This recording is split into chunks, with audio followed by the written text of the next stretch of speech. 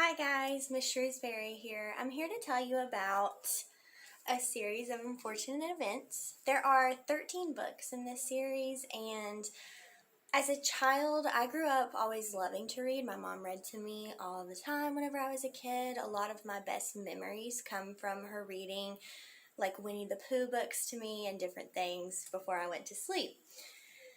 But I never really understood what being a reader myself meant until I was in 5th grade, and I had a teacher who introduced me to a book that would just really grip me and grip my and pique my interests to make me just keep wondering what was going to happen and just really draw me in. And that is a series of unfortunate events, and I'm going to read you the back so that you guys can kind of get an idea of the way that this writer writes. And it's a very sarcastic, dark, kind of gloomy tone. I really, really enjoy it.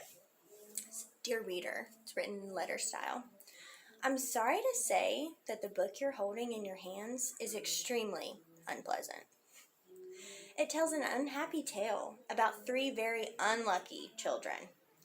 Even though they are charming and clever, the Baudelaire siblings lead lives filled with misery and woe.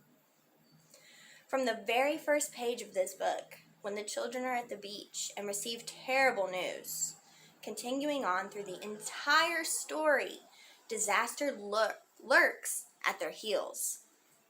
One might say they are magnets for misfortune. In this short book alone, the 3 youngsters encounter a greedy and repulsive villain, itchy clothing, a disastrous fire, a plot to steal their fortune, and cold porridge for breakfast. It is my sad duty to write down these unpleasant tales, but there is nothing stopping you from putting this book down at once and reading something happy, if you prefer that sort of thing.